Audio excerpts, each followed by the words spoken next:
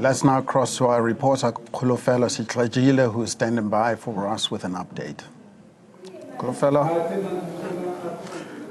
The unions previously were unhappy with management's attendance at these discussions. What's the mood now?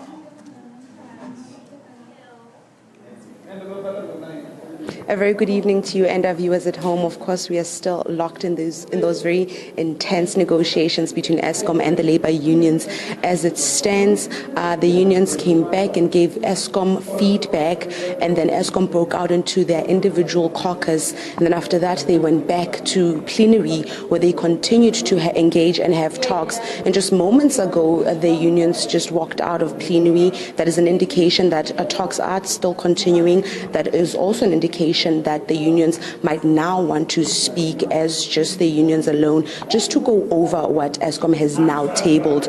You will remember that we convened today's negotiation process with the unions having rejected that particular 7% wage offer increase that Eskom had tabled.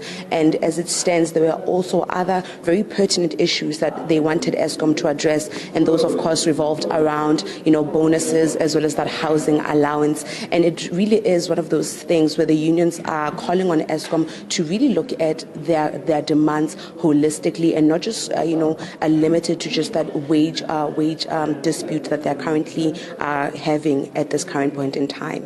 As we speak now, has Eskom made a revised offer different from the 7% that was previously on the table, or is that still where we are? Well, as it stands, we wait to get update on that particular matter. You will remember that once the unions gave feedback back to the employer in this regard, being Eskom then broke out into their own individual meeting where they deliberated on the feedback that they received from the unions. And, we hope that we will be getting an update as to what exactly Eskom tabled this time around, hoping, of course, that in this regard, it does sort of meet the demands that the unions are making. You will remember that they were quite vocal in saying that 7% is not going to be conducive, and if indeed Eskom does sit on that 7%, it also needs to look at all the other demands that they were making, particularly when you consider that housing allowance that they were asking for, as well as those bonuses that they wanted their members to have. So the two parties are not that far apart. They started off at 0 versus 15%. Now we're talking 7% versus 9% or thereabouts. So they're not that far apart. Do you get a sense that this difference will be overcome? And if so, what sort of timing are we looking at? Are we talking tonight? Is this going to continue till tomorrow? Well, it's a bit tricky to tell. These negotiations are quite intense. They've been ongoing for weeks now.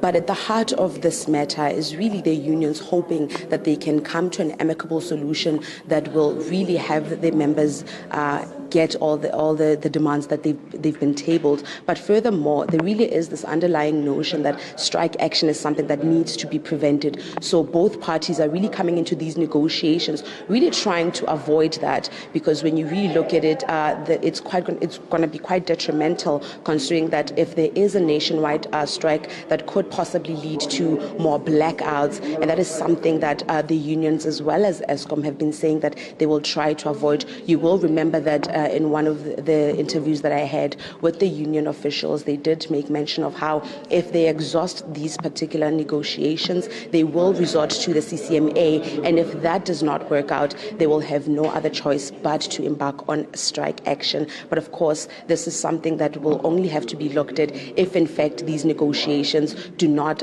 bring about solutions that are in the betterment of the members of the unions.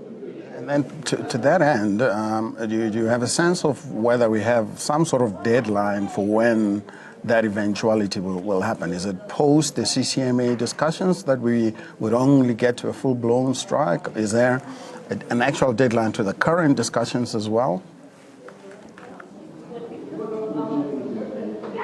Well, there isn't necessarily a deadline as it stands. largely because when you look at the engagements that are happening, they've gone way past the sort of time limit that they had set for themselves.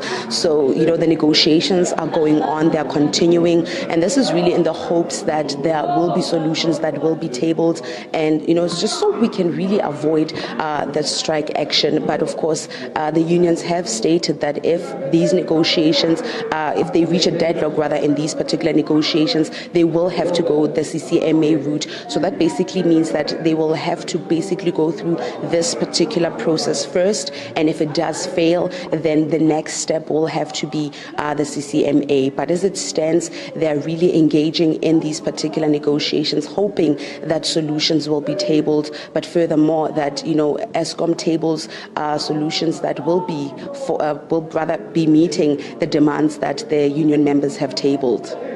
Well, let's hope for the best. We certainly don't want any more load shedding now, do we? Thank you very much, Khulufelo.